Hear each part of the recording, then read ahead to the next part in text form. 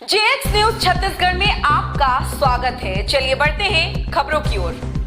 तुर्री धाम की शिवलिंग का रहस्यमयी जल से होता है अभिषेक। जल कहां से आता है वैज्ञानिक भी पता नहीं लगा सके।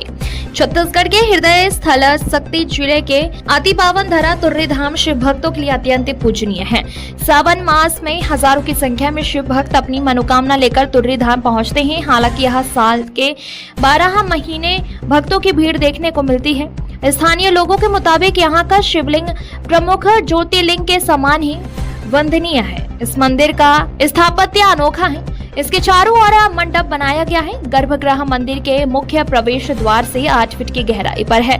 गर्भगृह जाने के लिए नीचे की ओर आती हुई सीढ़ियां बनी हुई हैं। यह शिवलिंग पूर्वाभिमुख है और इस तुर्री धाम की प्रमुख विशेषता यह है कि इसके गर्भगृह में अनवरत जल बहता हुआ आ रहा है। जहां से जलाभिषेक हो रहा है वहीं दीवार पर योनि आकार बना हुआ है।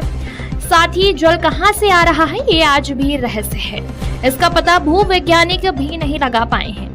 इसी जल पुंजी के नीचे ही उत्तर प्रमुख प्राचीन शिवलिंग स्थापित है, जिस पर सदैव ही प्राकृतिक रूप से शिवलिंग पर जलाभिषेक होता रहता है।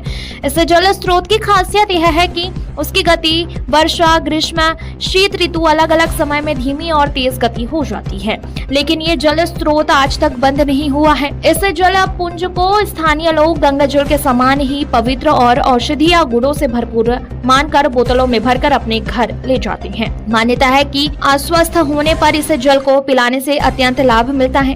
उन्होंने बताया कि मंदिर के गर्भगृह में शिवलिंग के निकट ही नंदी पश्चिम की ओर मुख के विराजमान है।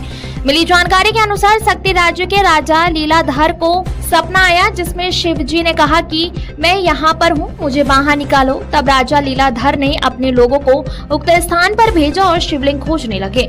उस समय तुर्री धाम सहित आसपास का इलाका घनघोर जंगल था। कई दिनों की खोज के बाद अचानक एक व्यक्ति ने जमीन से पानी निकलते हुए देखा, लेकिन पानी का कोई ठोस स्रोत नहीं होने के बाद भी पानी निकलता देख अचंभित हुआ। जब उस स्थान पर खुदाई की गई तो वही शिवलिंग मिला।